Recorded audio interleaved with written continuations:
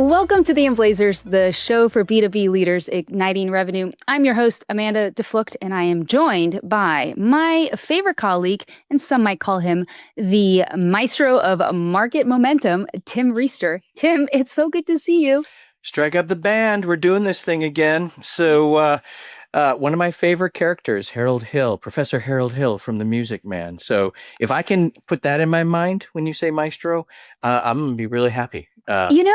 Now that you say that, you do kind of remind me of him a little bit. We got trouble right here in River City. There we go. Trouble. We got trouble. Okay. All right. Everybody's tuned out already. They are. They're like, who is singing? Oh my gosh. So I'm excited. We have Sona Jepsen joining us today. Also joining us at Revenue Summit on the panel, View from the CRO Hot Seat. She's got such a tremendous background. I'm just curious, why is this particular panel really exciting this year? Why should listeners care about what Sona's about to share with us? Yeah, well, first of all, Sona and I go back a ways, and she's just a great human. So I'm just happy to have her on the show and on the panel. And the idea of a view from the CRO hot seat is that many listening today and many coming to our conference aspire to be a CRO. And a CRO is kind of a relatively new title. Sometimes I think people think it's just a glorified head of sales, but it's really got a large commercial remit. And it requires some major orchestration. I think she called it quarterbacking. So she amazingly used the sports analogy. I never do, right? I'm like, sports. Music Man. Back to Music Man. And but this idea of orchestrating all these different commercial revenue functions in service to the company moving forward, go-to-market growth. And so the reason the panel, not to belabor it too late, is so important is people understanding a view from this chair. What does it look like to bring all of these entities, marketing, biz dev, sales, customer success, operations, all that stuff together in one commercial engine? And Sona does a good job of explaining where it's at today, where it's going, and a view from that chair. And I think those who aspire to move up in their sales and sales leadership career will find it very informative. Yes, come take a listen. Well, today we are joined by Sona Jepsen, the Chief Revenue Officer at Curinos, where she leads the company's commercial strategy and drives sustainable revenue growth through sales, client relationships, and business development. As a board member of PayTech Women, Sona is passionate about creating high-growth environments and empowering teams to navigate complex markets with both precision and empathy. I'm especially excited to have her here with us today. She's going to be sharing some expertise that you'll also hear at the Emblazers Revenue Summit when she sits and participates on our CRO executive panel on day one. And she's also going to be presenting a case study on how sales leaders are leveraging analytics and technology to drive consistent pipeline. Sona, you have such an impressive resume. I'm excited that you're here with us today. Thanks for joining. Thanks for having me. Tim, it's also great to see you. Oh, I was waiting for that. It just, to me, I'm along for the ride here today. Two brilliant women leaders here. Sona, good to see you again. You and I go way back, and always appreciative of watching you lead sales teams. And now thankful that you are willing to give back to our community in all these ways. So good to see you as well.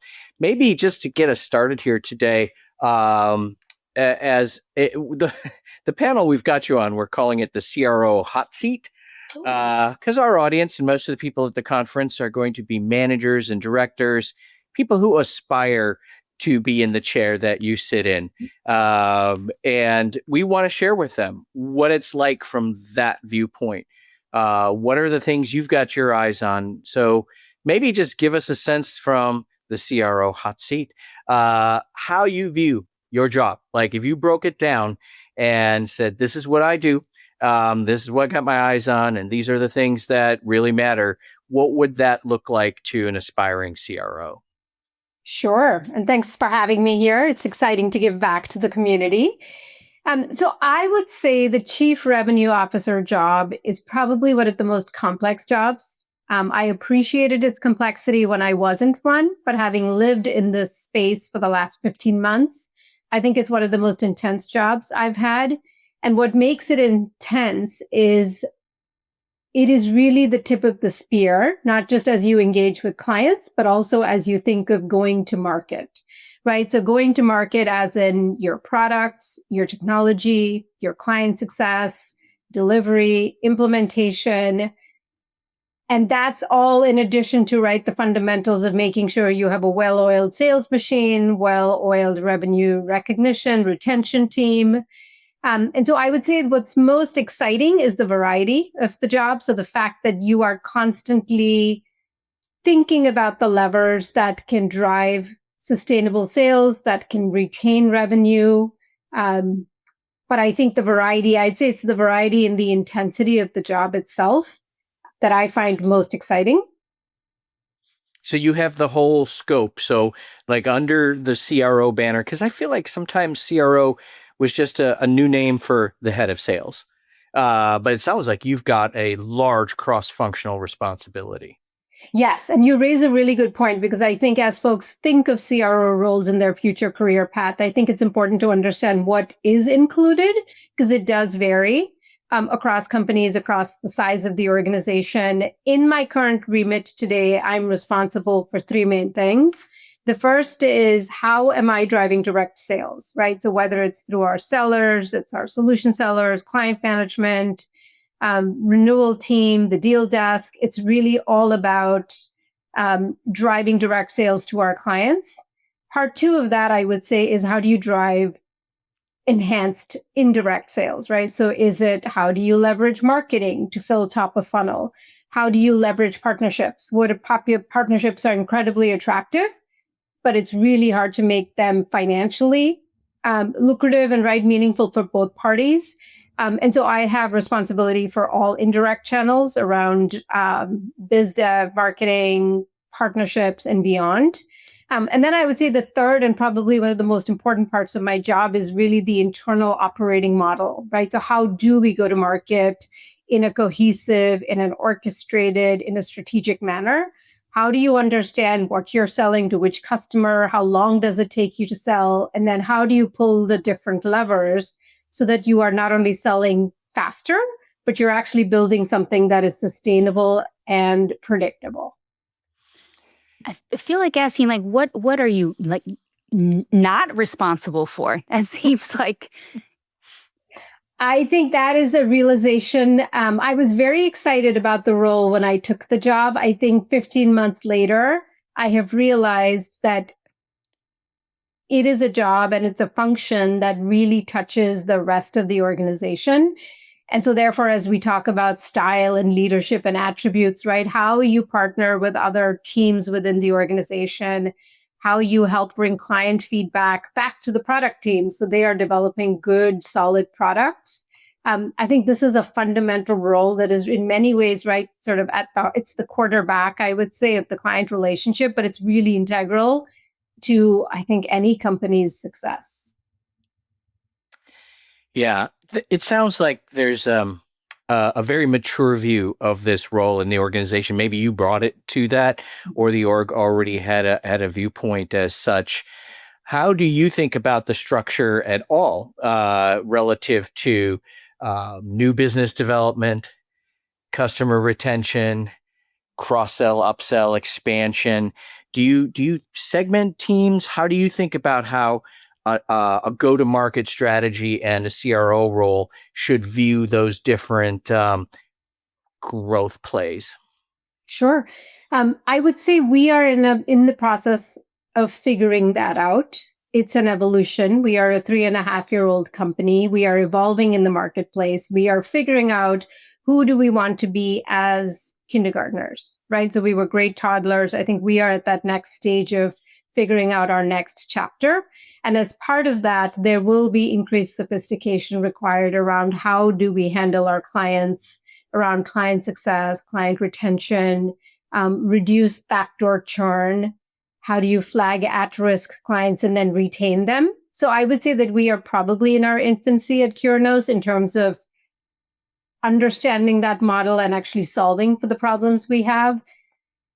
In prior lives, I think what I have learned right through running a more holistic organization that was probably a lot more mature is what's critical is that everybody needs to be in the same boat, rowing in the same direction, right? So whether it's biz dev feeding client managers or solution sellers with the right leads, right? It's the solution sellers trained, ready to talk about their products in the most impactful manner within the umbrella of the company, right? So not sort of a silo view of their product, but really how does their product add to the Curinos suite of solutions?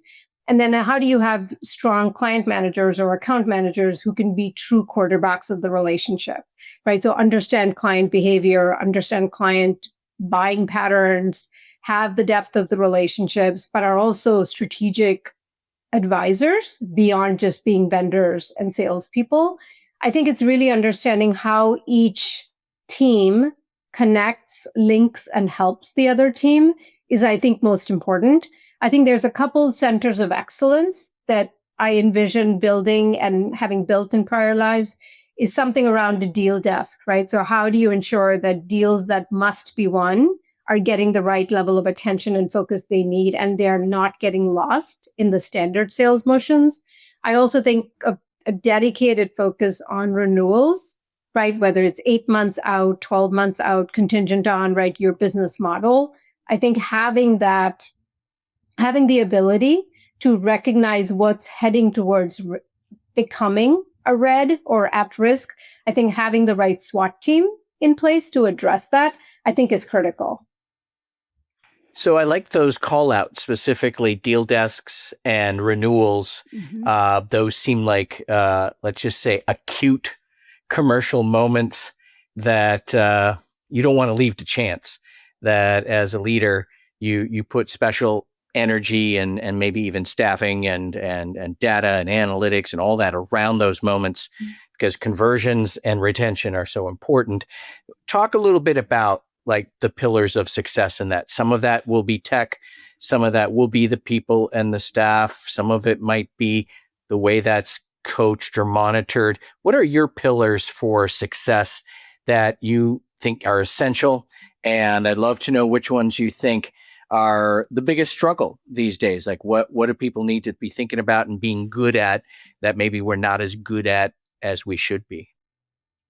So I look at this as I think there's three main pillars. I would say technology, as you mentioned, I think is critical, especially with, and I'm sure we'll talk about AI.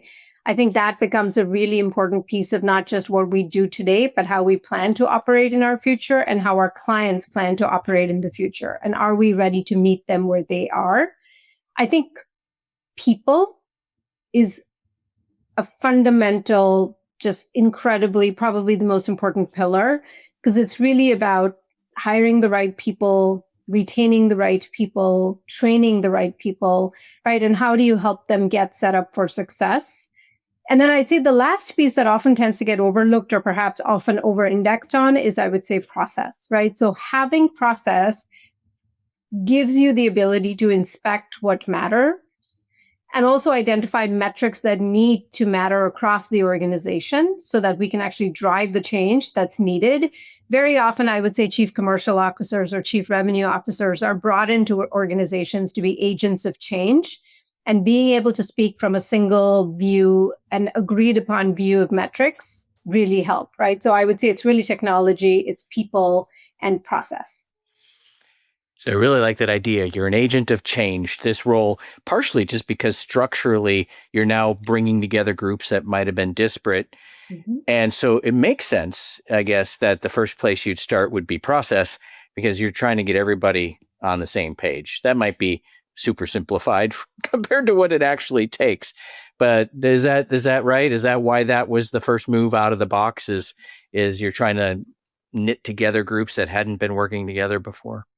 I think I absolutely agree with that. I think it also highlights, I think process also gives you a really safe place to uncover some of the cultural objections, right? Or the resistance to change, which which I know will make or break transformations, right? So you could be the most amazing change agent, but if you aren't able to rally the troops, not just within your organization, but the rest of the organization around this new movement, it doesn't matter.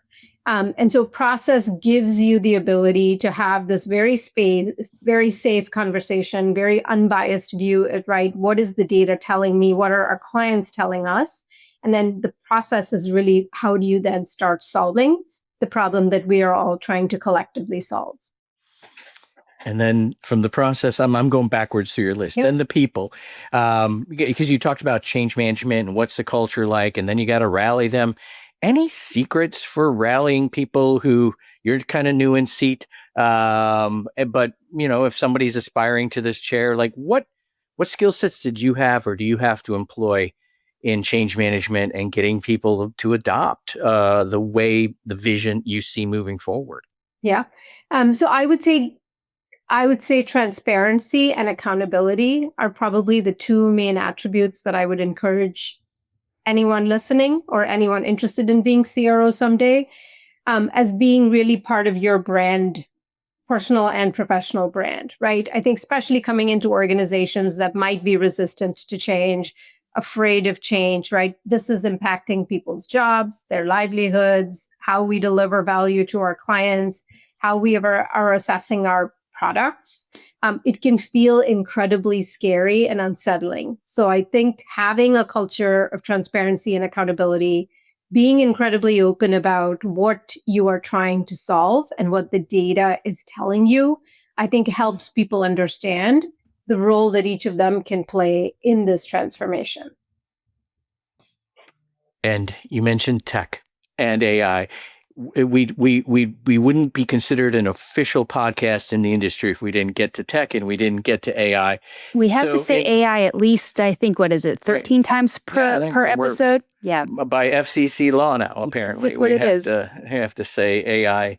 But I'd love to hear your perspective on it.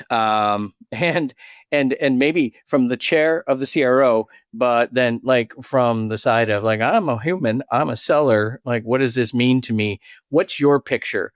Right now, I know the picture is evolving very quickly, but what's your picture right now for the main tech stack and then the role of AI in it relative to the humans that you're managing and helping change? Sure. So I would say when it comes to tech stack, I think the biggest opportunity I would say is there is so much out there. It's exciting.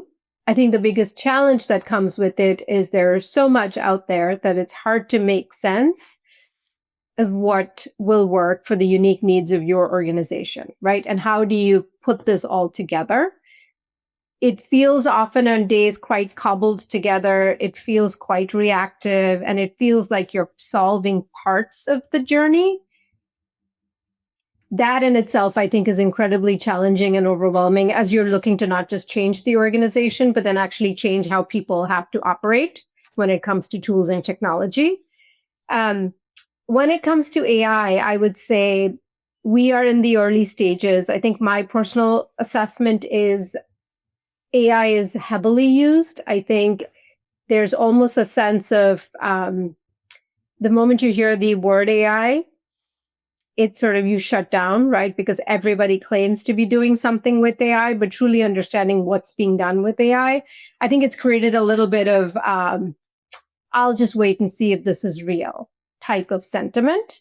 I would say at our organization, we are using AI purely for efficiency purposes. I would say more administrative, operational types of tasks.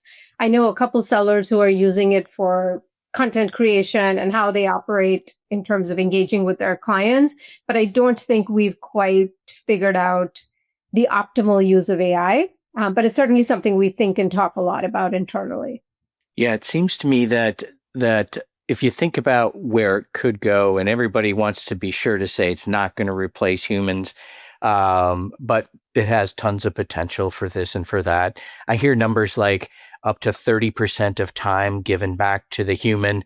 I am curious, when you think of those things that are still going to be distinctly human skills that like are why B2B is going to need salespeople and what they should work on most so that they continue as humans, we work on most to bring value to the buyer. What do you think those areas are so that I find my way in terms of being resilient as a seller and having a career and longevity? What are those things I should be working on? And you'd want to have me work on as a CRO. What would you want me as a seller and a manager focused on? Sure. So I'll say two things. I think the first is there's definitely a role for AI in certain segments, right? And in certain types of conversations and client engagements. I think there's absolutely a role for AI to play, but let's not fool each other. Sales is a human experience, right? And that will never fundamentally change. I think you might have said this when I first met you, right? That people buy from people they like and trust. And for anyone who thinks that AI is a threat to their job as a seller, right? I think we're a few years out before we even have to deal with that problem. I think our most high impact clients, it's such an incredible human experience, right? And I think a couple things sellers can do in this world of technology. I think in this world of, right, let me send an email. I think in person matters, right? I think the human connection matters. Having an appreciation for how busy and complicated your clients' lives are. I would say constantly thinking about how you can add value to their lives. What problems can you solve for them? How you show up with that information, right? And how you constantly drip that funnel, I think is really, as a seller, sort of your fundamental requirement of your job. Join hundreds of B2B revenue leaders at Emblazers Revenue Summit 2025, powered by Corporate Visions in Denver, April 15th through 17th. Connect with top CROs, gain exclusive insights, and get buyer-centric playbooks from experts and peers. Reignite your sales leadership with evidence-based approaches you can start using the next day. Will we see you at the Ultimate Conference for Revenue Leaders? Visit cvi.to/summit to secure your spot at Emblazers Revenue Summit 2025. Sona, I'm just been sitting here listening to all of these great insights. And one of the things you sort of woven in was like the brand of you, both professionally and personally. And I'm curious, as I'm sitting here, if I'm an aspiring CRO or I'm in a leadership role or recent leadership position listening to you, what would be some advice that you would share as a seller to continue to develop my skills to really make the brand of me what I want it to be? Sure.